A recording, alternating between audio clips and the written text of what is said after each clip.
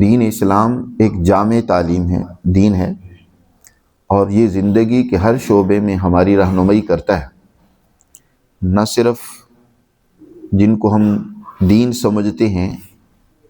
یعنی ہم جن کو عبادت اور دین سمجھ کر کے ادا کرتے ہیں،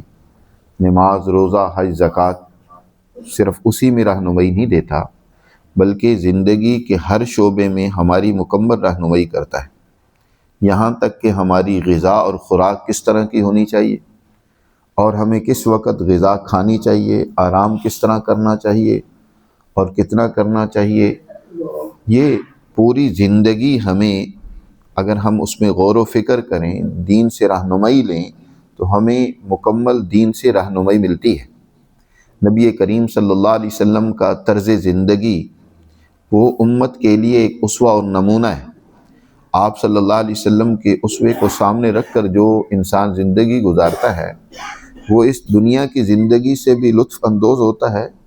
اور آخرت میں بھی یقیناً وہ کامیاب ہوگا۔ اس لیے آپ صلی اللہ علیہ وسلم کے جو معمولات یا جو ارشادات غذا سے متعلق ہیں، خوراک سے متعلق ہیں، اس کو بھی سامنے رکھنا چاہیے۔ آج زیادہ تر بیماریاں اسی وجہ سے ہے کہ ہم آپ صلی اللہ علیہ وسلم کی تعلیمات کو، حضور کے اسوے کو نظر انداز کیے ہوئے۔ چند ایک باتیں جو آپ صلی اللہ علیہ وسلم کی خوراک سے متعلق تھیں، میں ان کا تذکرہ کرتا ہوں۔ آپ صلی اللہ علیہ وسلم کا معمول تھا کہ وَلَمْ يَكُنْ يَأْكُلُ طَعَامًا فِي وَقْتِ شِدَّةِ حَرَارَةٍ وَلَا طَبِيحًا بَائِتًا فَيَسْخِنُ لَهُ بِالْغَدْ۔ آپ صلی اللہ علیہ وسلم نہ تو انتہائی سخت گرم خوراک استعمال کرتے تھے، جیسے بعض لوگوں کی عادت ہوتی ہے کہ بہت ہی گرم، بس آگ سے اترتا گیا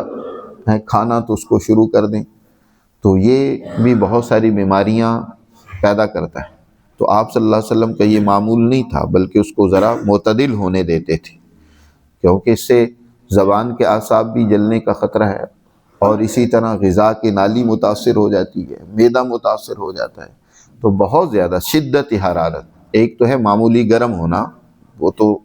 بری نہیں ہے بلکہ وہ پسندیدہ ہے، ایک ہے شدت حرارت، بس ابھی اترتا گیا تو آپ نے کھانا پینا شروع کر دیا۔ اور اسی طرح نبی کریم صلی اللہ علیہ وسلم ایسا بھی نہیں کرتے تھے کہ رات کا باسی کھانا صبح کھائے۔ آج ہمارے ہاں یہ چیز عام ہوتی جا رہی ہے، کئی دنوں کا کھانا ہم ایک دفعہ کھانا تیار کر کے سالن وغیرہ اور اس طرح کی چیزیں تیار کر کے فریج میں فریز کر دیتے، اور وہ کئی دن تک چلتی رہتی،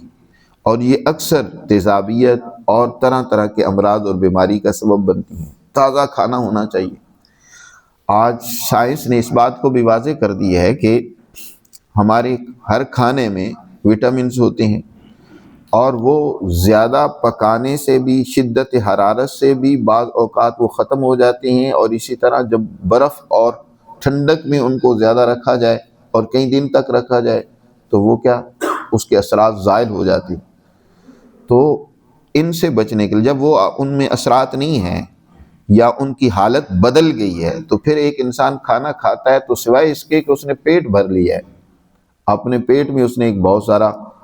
مادہ ڈال لیا ہے، لیکن اس سے اس کی صحت کوئی بحال ہو، وہ نہیں ہوتا، بلکہ بسا اوقات اس سے بیماریاں پیدا ہو جاتی ہیں۔ اس لیے باسی کھانا خاص طور پر ان مریضوں کو جو تیزابیت کا شکار ہوں، معدے کے اور طرح طرح کے امراض میں مبتلا ہونے، نہیں استعمال کرنا چاہیے۔ اسی طرح حضور صلی اللہ علیہ وسلم لم یجمع قط من لبن وسمک۔ آج کل سردیاں ہیں، اکثر لوگ مچھلی کا استعمال کرتے ہیں، تو آپ صلی اللہ علیہ وسلم مچھلی اور دودھ کو اکٹھے استعمال نہیں کرتے تھے، یعنی مچھلی کھائی ہے تو اس وقت دودھ یا دودھ سے بنی ہوئی چیز آپ صلی اللہ علیہ وسلم نہیں استعمال کرتے تھے۔ اکثر آپ اپنے پرانے بزرگوں سے سنتے ہوں گے کہ اس کے نتیجے میں برس کا مرض لاحق ہو جاتا ہے، اور آج لوگ اس کی پرواہ نہیں کرتے، کئی ایک چیزیں دودھ سے بنی ہوئی استعمال کر لیتے ہیں۔ تو آپ صلی اللہ علیہ وسلم اس طرح بھی نہیں کرتے تھے، بلکہ آگے جیسے کہ میں ذکر کر رہا ہوں کہ آپ صلی اللہ علیہ وسلم کا معمول تھا کہ ایک وقت میں ایک خوراک کھاتے تھے۔ ان دونوں کو نہ جمع کرنے کی ایک حکمت یہ بھی تھی کہ مچھلی جو ہے وہ دیر ہضم یعنی ایسی خوراک ہے جو دیر سے ہضم ہوتی ہے، جلدی ہضم نہیں ہوتی، اور دودھ ایک مستقل غذا ہے۔ بچے کو یہی وجہ ہے کہ صرف دودھ دیا جاتا ہے، اس کو کوئی اور خوراک نہیں دی جاتی، وہ اس کی نشو و نما کے لیے، اس کی توانائی کے لیے مکمل غذا ہے۔ تو ایک وقت میں دو غذائیں استعمال کرنا وہ درست نہیں ہوتا۔ وہ ایک غذا وہ ہے جو دیر سے ہضم ہو رہی ہے، ابھی ہضم ہی نہیں ہوئی، کیونکہ مچھلی کے ہضم ہونے میں کافی ٹائم لگتا ہے۔ آپ نے ساتھ ایک دوسری مکمل غذا بھی استعمال کر لی اور دونوں کے اثرات الگ الگ ہیں، تو اس کے نتیجے میں وہ ان کے اندر جب ایٹم آپس میں ٹوٹتے ہیں اور ان کا آپس میں ایک تضاد پیدا ہوتا ہے، تو اس کے نتیجے میں مختلف ریئیکشن ظاہر ہوتے ہیں اور طبیعت پر برے اثرات مرتب ہوتے ہیں۔ تو ایک وقت میں ایک ہی غذا استعمال کرنی چاہیے، دوسری غذا کا لالچ نہیں کرنا چاہیے، وگرنہ امراض پیدا ہوتے ہیں۔ اسی طرح آپ صلی اللہ علیہ وسلم ولا بین غذائین حارین ولا باردین، آپ صلی اللہ علیہ وسلم دو غذاؤں کو اس اعتبار سے بھی اکٹھا نہیں کرتے تھے کہ ایک تو گرم مزاج کی غذا ہے اور دوسری ٹھنڈے مزاج کی غذا ہے۔ جی، جیسے عام طور پر یہ ہوتا ہے، آپ صلی اللہ علیہ وسلم جب کھجور کھاتے تھے تو کھجور کے ساتھ آپ صلی اللہ علیہ وسلم اس کو تر کو یا کھیرے کو ساتھ ملا لیتے، یا آپ تربوز کو ساتھ شامل کر لیتے تھے، کیونکہ کھجور گرم مزاج کی حامل ہے، اور اسی طرح جو کھیرا ہے یا آپ صلی اللہ علیہ وسلم تربوز کو بھی استعمال کر لیتے تھے۔ تو یہ ایک گرم غذا ہے اور دوسری جو ہے تر یا ٹھنڈی غذا ہے، تو اس طریقے سے دونوں ایک دوسرے کا علاج ہو جاتی تھی، اعتدال پیدا ہو جاتا تھا اور جسم کو صحیح صحت اور توانائی ملتی تھی۔ بچوں کے لیے آج کل ایک بہت بڑا مسئلہ ہے کہ اکثر بچیاں خاص طور پر کمزور ہیں اور ماں باپ بڑے پریشان رہتے ہیں کہ ان کے جسم میں کوئی توانائی، طاقت و قوت نہیں ہے۔ اس حوالے سے آپ صلی اللہ علیہ وسلم کی تعلیمات سے جو کچھ نسخہ جات ہیں، غذائی نسخہ جات، وہ ذکر کیے دیتا ہوں، اس پر عمل کریں، انشاءاللہ اس کا بڑا فائدہ ہوگا۔ مثلا حضرت امی عائشہ صدیقہ رضی اللہ تعالیٰ عنہ فرماتی ہیں کہ میری شادی ہو گئی لیکن میرا جسم انتہائی کمزور تھا،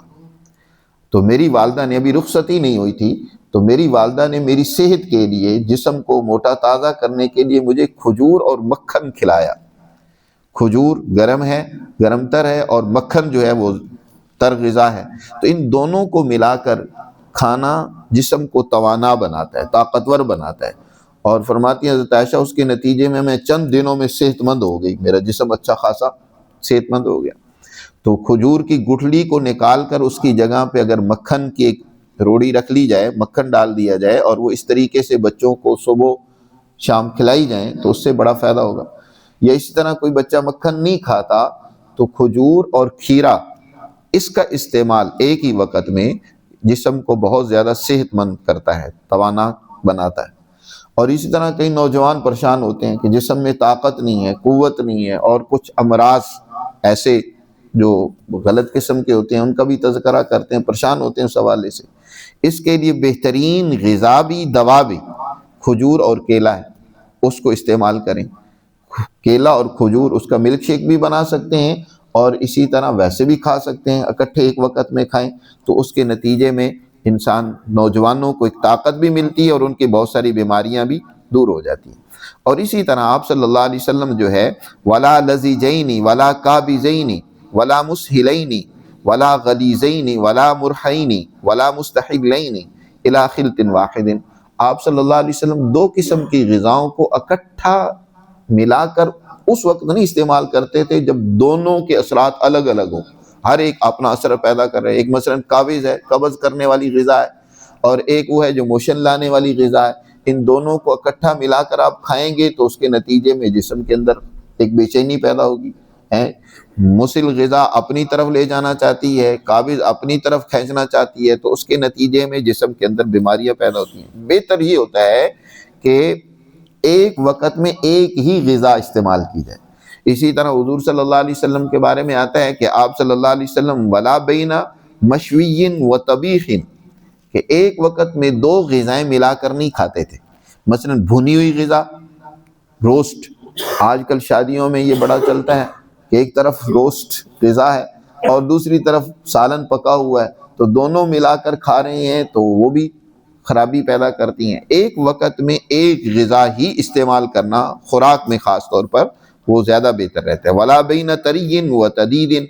اسی طرح آپ صلی اللہ علیہ وسلم نے ایسے کھانوں کو بھی پسند نہیں فرمایا، وَلَا شَيْءٍ مِّنَ الْأَطْعِمَةِ الْأَفِنَةِ، جس کے اندر کچھ بدبو کے اثرات پیدا ہو جائے، یعنی پڑا پڑا اس میں تعفن پیدا ہو جائے۔ اور اسی طرح والمالحہ، ایسا کھانا جو چٹ پٹا بہت زیادہ ہے، کل